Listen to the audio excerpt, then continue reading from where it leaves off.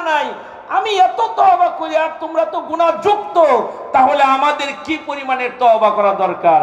এই একটা দাওয়াত আপনাদের খিদমতে দিলাম, আজ থেকে বেশি তওবা করব। জোরে বলে ইনশাআল্লাহ, আর জোরে বলেন ইনশাআল্লাহ। 2 নাম্বার আর একটা কথা বলবো, কোরআনুল কারীম থেকে আর বয়ান শেষ হয়ে যাবে। আমার ভাইয়েরা, আমাদের মধ্য থেকে কেউ যদি মারা যায়, তাহলে চেষ্টা করি আপনজন হইলে তার কবর পর্যন্ত যাইতে চেষ্টা করি, কি করি না? কবরে যখন একজন মানুষকে রাখা হয়, তখন ইমাম উলামায়ে কেরাম কোরআনের একটা আয়াত মনে করায় দেয়। কি আয়াত? মিনহা খলাকনাকুম ওয়া ফিহা নুঈদুকুম ওয়া মিনহা নুখরিজুকুম তারাতান উখরা। মনে করায় দেয় কি দেয় না? ভাইরা, আল্লাহ পাক এখানে কি বলেছেন? আল্লাহ বলেছেন, বান্দা, এই মাটির দ্বারা তোমাদেরকে বানিয়েছি, আবার মাটির সাথে আপনাকে আমাকে আল্লাহ তাআলা মিলায়া দিবে, আবার মাটির ভিতর থেকে নির্ধারিত সময় আমাদেরকে উঠাবেন কে? আরো জোরে বলেন কে? আল্লাহ উঠাবে। আচ্ছা, আল্লাহর পক্ষে এটা কি সম্ভব কি সম্ভব না? সম্ভব কি সম্ভব না? আল্লাহর পক্ষে সবই সম্ভব। আমার ভাইয়েরা, এটা তো হেমায়েতপুর, এই এলাকায় চাষাবাদের জমি পাওয়া বড় কষ্টকর। নদীর ওই পারেই যদি যাই, আমাদের এলাকা নদীর ওই পারেই যদি যাই, তাহলে ওই এলাকা দিয়ে অনেক চাষাবাদের আমল হয়, জমিওয়ালারা অনেক চাষাবাদ করে। তার মধ্যে একটা ফসল যেটা সব তরকারিতে লাগে, আলু। আলুর চাষাবাদ শুধু উত্তরবঙ্গে আর দক্ষিণবঙ্গে হয় না, আলুর চাষাবাদের সিঙ্গারেও হয় অনেক জায়গাতে।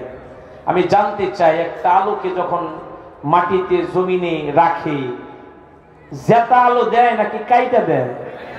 বরং একটা আলুকে কেটে টুকরা টুকরা করে মুর্দা যেমন দাফন করে এরকম করে দাফন করে রাখে, ঠিক না?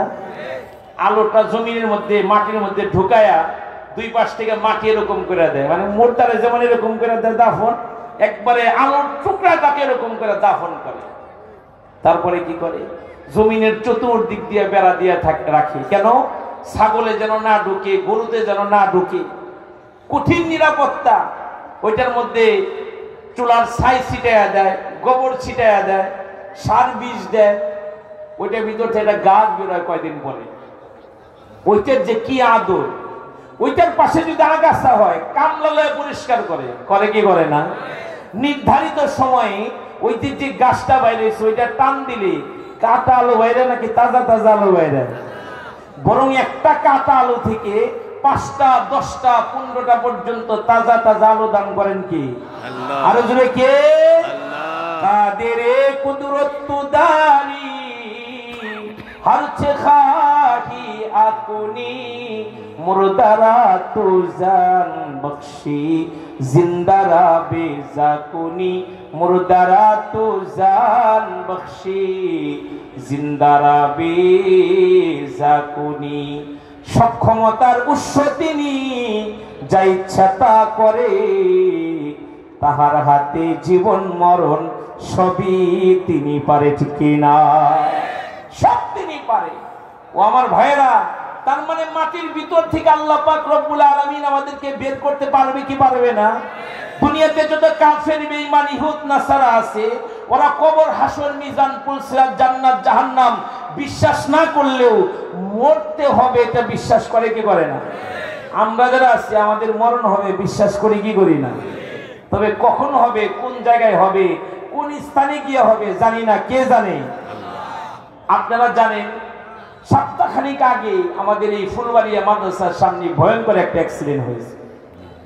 ওই অ্যাক্সিডেন্টটা যখন হয়েছে, তার আধা ঘন্টা আগে আমি গাজীপুর থেকে মাহফিল করে ওই রাস্তা দিয়ে মাদ্রাসাতে আসছি, আধা ঘন্টা আগে।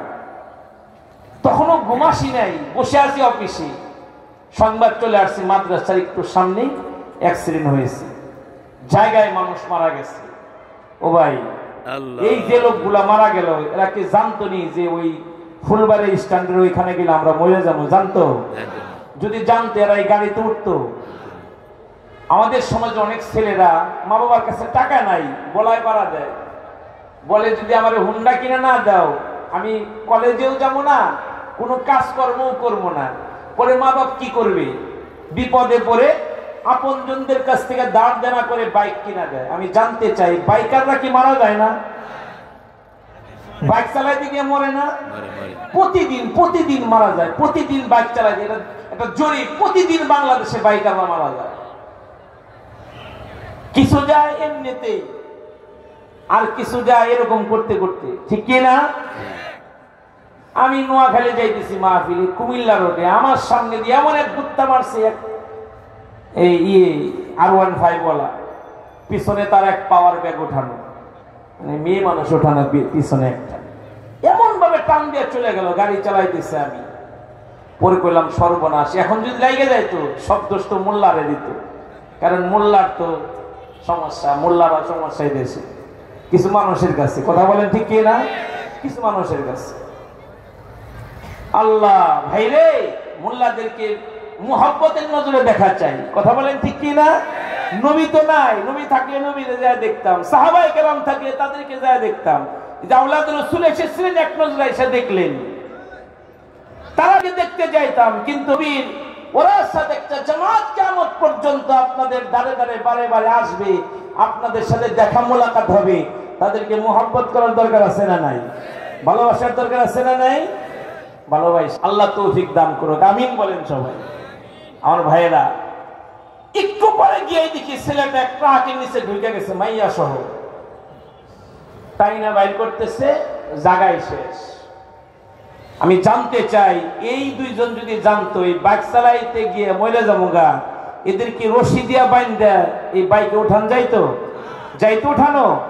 হালে কপালে মরণ লেখা পায়, যার যেখানে মরণ রে ভাই সে সেখানে যায়, যার যেখানে মরণ রে ভাই সে সেখানে যায়।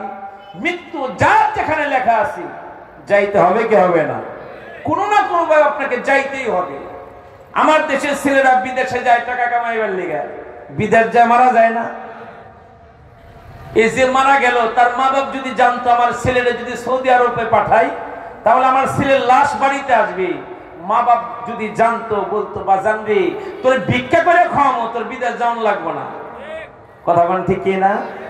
ভিক্ষা করে খাওয়াবো, তোর বিদেশ যাইতে হইব না। কিন্তু আমার ভাইয়েরা, নসিব যদি থাকে, লেখা যদি থাকে, যাইতে হবে কি হবে না? জুড়ে বলেন হবে কি হবে না?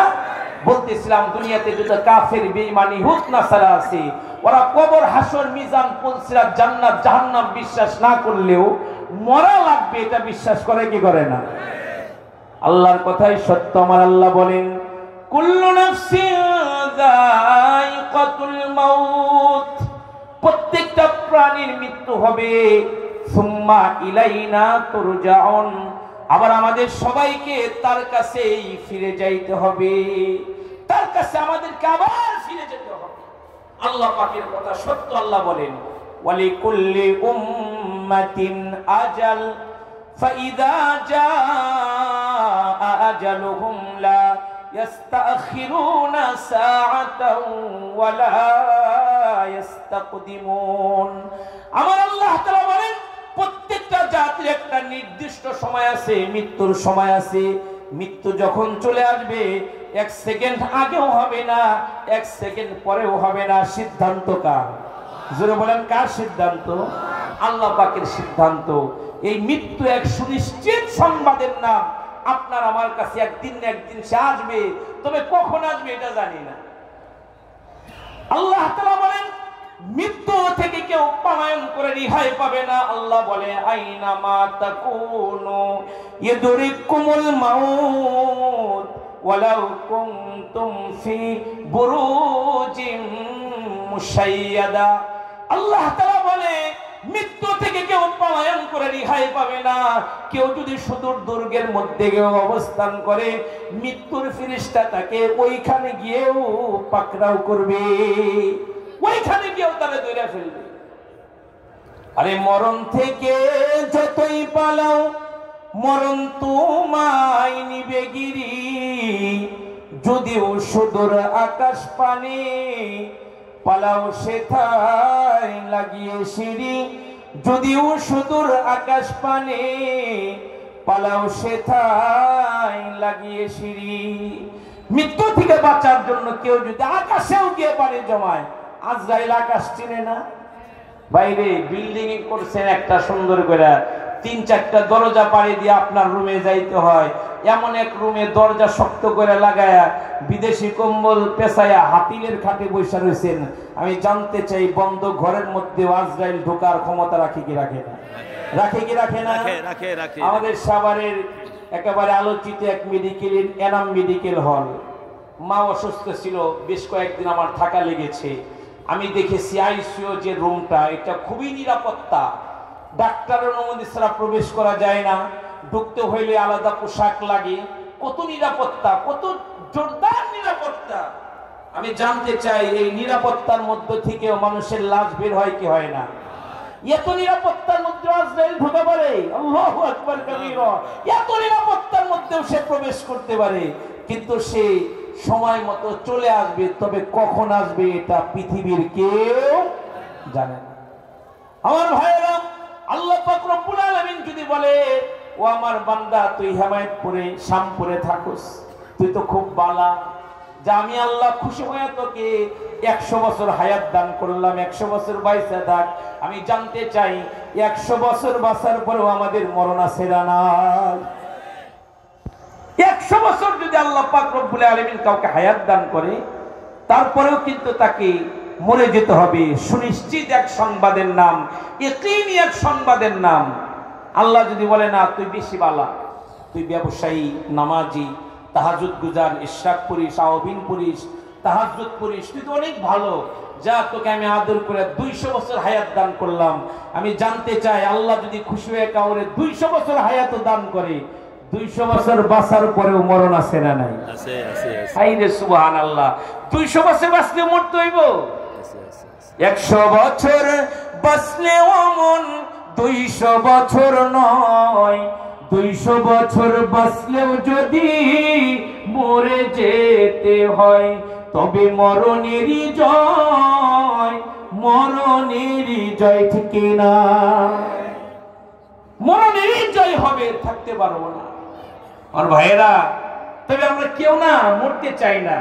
একটু খারাপ লাগলেই ডাক্তারের কাছে প্রেশারটা মাপাই, দেখেন তো ঠিক আছে রে সব কিছু। খারাপ বেশি লাগলে ঘর থেকে বলে তাড়াতাড়ি হাসপাতালে যান, ডাক্তার দেখান, বলে কি বলে না? মানে মরতে চাই না, পয়সা থাকবার লিগে চাই। মরবো দূরের কথা, আমরা কেউ বুড়া হয়ে যায় এটাও তো পছন্দ করি না। কথা বল ঠিক কি না? দেখেন না, আমাদের হেমায়েতপুরে যাদের টাকা পয়সা অনেক বেশি, তাদের চামড়া যদি একটু গুছায় জায়গা, এরা বিদেশে যায়, সিঙ্গাপুরে যায়, অন্যান্য দেশে যায়, প্লাস্টিক সার্জারি করে আহে। বুড়া হয়েছে না কি বোঝা যায় না। কথা বল ঠিক কি না? প্লাস্টিক সার্জারির আমল আছে, মানে বুড়া মানুষ জোয়ান হয়ে যায়। যারা সোশ্যাল মিডিয়ার সাথে অ্যাক্টিভ, তারা ভালো দেখেন। কোন নায়িকা বুহিরা, কোন নায়ক বুহিরা, বোঝার কোনো কায়দা নাই চেহারা দেখলে। আমার ভাইয়েরা, সাধারণ মানুষ থেকে শুরু করে তাদের পর্যন্ত প্লাস্টিক সার্জারির আমল আসছে, নারী পুরুষ উভয়। মানে বয়সের সব চেহারাই পুরুষ, এটা কেউ চায় না। যাদের টাকা পয়সা আছে তারা এই কাম ঘটায় ফেলে। আর আমাদের মতো গরিব মানুষ যারা, তাদের যদি একটা চুল পাইকা যায়, তাহলে সেলুনে গিয়ে সেলুনওয়ালাকে বলে, দোস্ত চুলটা সুন্দর করে কেটে একটু খেজাপ লাগায় দাও, কলপ লাগায় দাও। কেন বলে, দেখোস না চুল দিয়ে একটা পাকছে, একটু বুড়া বুড়া লাগে, শরম করে লোকজনের সামনে যাইতে, এর লেগে খেজাপ লাগায় দাও। নাপিত দোস্ত খুব সুন্দর করে চুলটা কাইটা, চুলগুলোকে বানায়া তারপরে খেজাপ লাগায় দেয়। ওইটা শুকানোর পরে গোসল করে রাতে আরামসে ঘুম দেয়। সকালে যাবো অফিসে, সকালে যাবো রিক্সা নিয়ে, সকালে যাবে চায়ের দোকানে, নিজেকে পরিপাটি করে জামা কাপড় পরে যখন আয়নার সামনে গিয়ে দাঁড়ায়, মাথার চুলগুলো যখন একটু চিরুনি করার জন্য টান মারে, ভালো করে খেয়াল করে দেখে গতকাল যে চুলে খেজাব লাগাইছে, কালার লাগাইছে, ওই চুলের গোড়া দিয়ে অল্প একটু সাদা বাইরে গেছে। হয় কি হয় না? হয় কি হয় না? ভিতর থেকে ফতোয়া বাইর হয়, তখন মুফতি কিফায়াতুল্লাহর কাছে ফতোয়া জিজ্ঞেস করতে হয় না, ভিতর থেকে ফতোয়া বের হয়, আরে বেটা তুই তো বুড়ো হয়ে গেছিস গা, কালার মারলে কি হইব? আমার ভাইয়েরা, অনেকের অল্প বয়সের চুল পাকতে পারে, কিন্তু বেশিরভাগ মানুষের বয়সের কারণে চুল পাকে। আর রাসূল বলেছেন, চুল পেকে যাওয়া এটা একটা মরণের চিঠি। মরণের কি চিঠি? আফসোস আর পরিতাপের সাথে বলতে হয়, চিঠি আয় পড়ছে, কিন্তু ওনার এখনো হুঁশ আহে নাই, দুমছে বিড়ি টানে। আছে না নাই? যদি কোন আছে না নাই? এত বড় বড় সাদা দাড়ি, আল্লাহ পাকের কাছে কত সম্মানিত এই মানুষটা, কিন্তু টানে কি? খায়েন না ভাই, এটা খুব খারাপ জিনিস রে ভাই। দুনিয়াতে যত খাবার আছে, এই যে আমাদের কত যমুনা একেবারে জমজমাট, সুবহানাল্লাহ, হেমায়তপুরের চাইতে আলোচিত যমুনার এই বাজার, এই সবকিছু। আমার ভাইয়েরা, আমার ভাইয়েরা, কত আলোচিত একটি জায়গা, কত আলোচিত একটি জায়গা। এইখানে দাঁড়ায় অনেকে এত বড় বড় দাড়ি, সুন্দর দাড়ি, আল্লাহ পাকের কাছে কত সম্মানিত। হ্যাঁ, বিড়ি খায়। দুনিয়াতে যত খাবার আছে সবগুলোতে খালি ফজিলত লেখা। এই দিকেও নাকি রেস্টুরেন্ট হয়ে গেছে, দামি দামি খাবারের আয়োজন হয়ে গেছে। মুফতি সাহেব মাঝে মাঝে আমার দাওয়াত দেয় না, খাওয়ায়, আবার নিয়েও যায় মাঝে মাঝে। আল্লাহু আকবার। ভাইয়েরা, তো এই যত খাবার আছে খালি ফজিলত লেখা। খাইলে ভিটামিন হইব, শরীরটা ভালো লাগবো, চুল অকালে পাকবো না, চামড়াটা টান টান থাকবো, ঘুম ভালো হইব, খালি ফজিলত লেখা। একটা খাওয়ানোর উপরে বদনাম লেখা, তার নাম মিস্টার বিড়ি। কথা বল না কে? ধূমপান, বিষপান, এটা খালি ক্যান্সার হয়, ভিতরে গাও হয়। বিড়ির প্যাকেটের উপরে লেখা না ভাই, মানে সিগারেট, বিড়ি তো নাই, সিগারেটের প্যাকেটের উপরে লেখা ধূমপান, বিষপান, এটা খালি ক্যান্সার হয়, ভিতরে গাও হয়। কিন্তু আমার ভাইয়েরা কেন যেন বুঝে না, এইটারই বেশি করে খায়। আছে না নাই? সাইডা দিয়ে ভাই, সাইডা দিয়ে, সাইডা দিয়ে, এটা ভালো জিনিস না। খুব নিজের একবার তামা করে ফেলবে। আল্লাহ সহিবুজ দান করুক, আমিন বলেন সবাই। আমার ভাইয়েরা, বলতেছিলাম, এমন এক মুরব্বী যার দাড়ি চুল পাইকে গেছে, উস্তাদ, এবং খাই তো খায়, নাক দেও বাইর করে। আছে না? নাক দেও বাইর করে, কি পারদর্শী। আল্লাহ সহিবুজ দান করুক, জুড়ে বলে না আমিন। চুল পেকে যাওয়া এটা একটা মৃত্যুর চিঠি, আমি শেষ করবো, খেয়াল করে। চুল পাইকে যাওয়া এটা একটা মরণের চিঠি। যাদের চুল মূল পাইকে গেছে গা, মৃত্যুর জন্য প্রস্তুতি গ্রহণ করুন, আজরাইল যে কোনো সময় চলে আসবে। একদিন চলো পাকিবে, দন্ত পরিবে রে তোর, তোর যৌবনে পড়ে যাবে ভাটি।